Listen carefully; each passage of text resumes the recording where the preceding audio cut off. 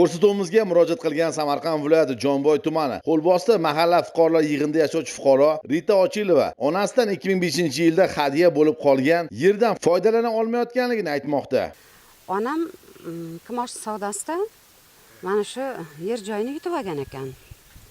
1 gektar 32 sotik joy. Shundan keyin oradan 5 yil o'tdi. Onam meni uyli joyli qilmoqchi bo'ldimi yoki oldiga olib kelmoqchi bo'ldimi? O'zi u yoqda Sirdaryoda men juda ko'p kasal bo'lganman. Bu yerga olib keldi. Mana shu joyda senga hadya qilaman dedi. Sen shu yerda o'tirgin dedi. Men keldim. 2000-yil u olgan bo'lsa, bizlar 2005-yil keldik. Menga hadya qilganda. Hadya shartnomasini berdi, hamma hujjatlarni oldik. Oradan 5 yilmi, necha yil o'tdi. Ishlamoqchi bo'lib kiramiz bu yoqqa.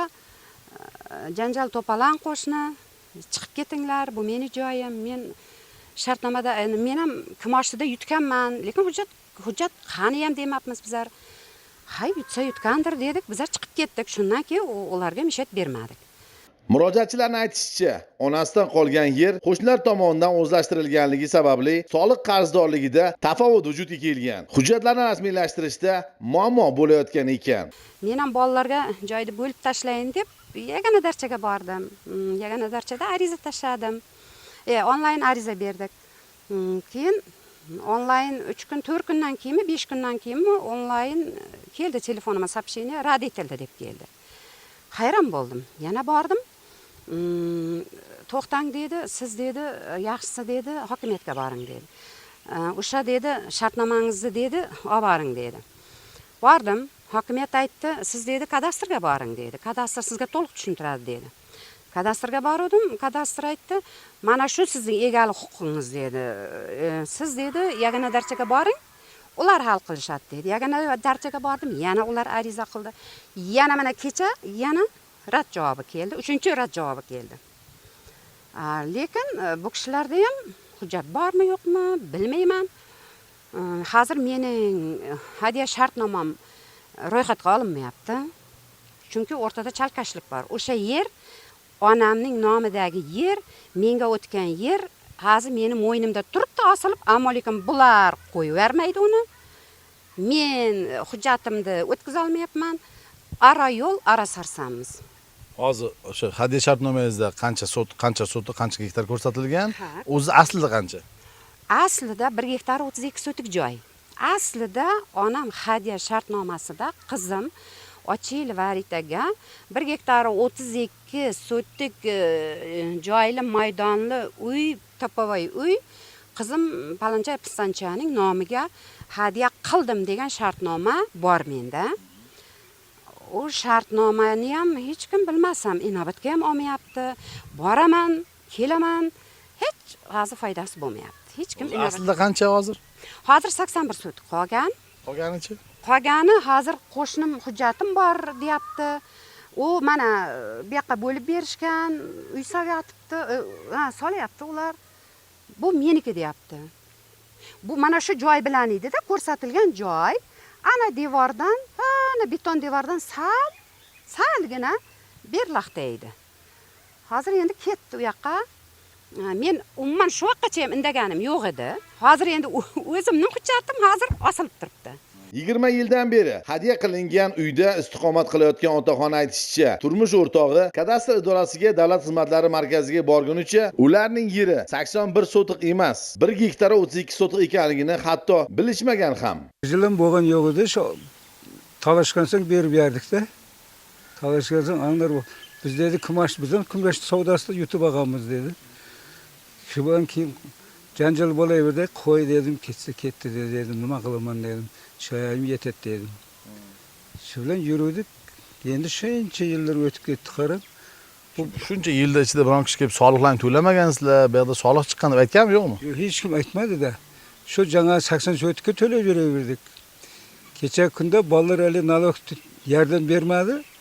Endi o'ziga bo'lib beraylik dedi, qaytib to'lasa shu to'lasin dedi. Dedi boruvdi, siz жаңа bo'yningizda 32 sotik debdi, 25 yildan beri mana yenangizdan o'tgan debdi. Hali az qoldi debdi. notarius orqali o'tgan debdi. Shunga to'laysiz, to'lab bo'lasiz, keyin bo'lib beramiz debdi. Keyin bu qo'shnilar kelib aytdi, bizning ishimiz yo'q. Biz men kadastr haligi kumash savdosida yutib olganman. Siz to'laysizmi, to'lamaysizmi, ishim yo'q deb aytibdi keyin. Bironta hujjat ko'rsatdimi qo'shnilar yo'qmi? Yo'q, ko'rsatmaganda. Bor deydi lekin. Bor degan biz oldin ham so'ramaganmiz undan. Auksionda ikkita qo'shni mana u Ozod Sevara qo'shniga sotdi. Auksionda yutganman, yerimni sotyapman deb. Yo'q, bizga xabar bermadi. Faqat bizlar qurilish boshlanganda bildik. Keyin so'radik, ha shunday dedi, bizga sotdi dedi. Yerlar sotdi dedi. Bironta hujjati bormi so'ramadinglar? Yo'q, ko'rsatgan yo'q, lekin hujjatim bor deyapti. Auksionda yutib olganman deyapti. Necha yil bo'ldi qurilish boshlagan yo'llar? Bularga 4-5 yil bo'ldi shekilli. Qurilish boshlaganiga ham. Bunga ham shu 4-5 yil bo'ldi-da. Shu oldinma ketin oldi. Ha, shu. Oldinma ketin qurilish boshlagan. Biz qurilish boshlagandan keyingina bildik, nima qisqasi sotilib ketdi dedik. Endi hay, mayli deb yuruvdik. Iloji yo'q, mana o'zimizning hujjatimizni o'tkazmayapti. Beringlar deydi. Qo'lbosti mahalla fuqarolar yig'iniga biriktirilgan soliq idorasi nazoratchisining aytishicha, har uchala xonadonning ham egalik hujjatlari ularning bazasiga kiritilmagan ekan. Bu Ochilova Rita Ravlovnaning murojaati bo'yicha bu bizlarga kadastr arim bazasi orqali soliq to'lovchilar ro'yxati keladi. Shunga qarab yer maydoniga qarab soliq hisoblanadi. Bu Ochilova Rita bugungi kunda 81,67 kvadrat 81 sotik 67 kvadrat yer maydoni mavjud. 3 million 431 ming so'm 2025 yil uchun soliq hisoblangan. Bugungi kunda 1 million so'm soliqlar to'langan. Hozirgi kunda 2 million 431 ming so'm soliq qarzdorligi mavjud. Endi bu qo'shnisi Erxanova Sevara Baratovni soliq to'lovchi bu kishi ham ro'yxatdan o'tgan. 14 sotik 74 kvadrat yer maydoni mavjud. Soliq muntazam soliqlar to'lanib kelinyapti bu kishiniki ham, lekin bugungi kun holatiga soliq qarzdorligi 668 ming so'm soliq qarzdorligi mavjud. Bu qo'shnisi Cho'liyev O'razali Pirimqulovich bu ham soliq to'lovchi bo'lib ro'yxatdan o'tgan. 1 million 700 ming so'm 2025 yil uchun soliqlar hisoblangan. 1 million 37 ming so'm bugunga qadar soliqlar to'langan. Hozirgi kunda 38 sotik 19 kvadrat yer maydoni mavjud. Bu kishi nomida. Bu kishining nomida. Cho'liyev O'razali shu.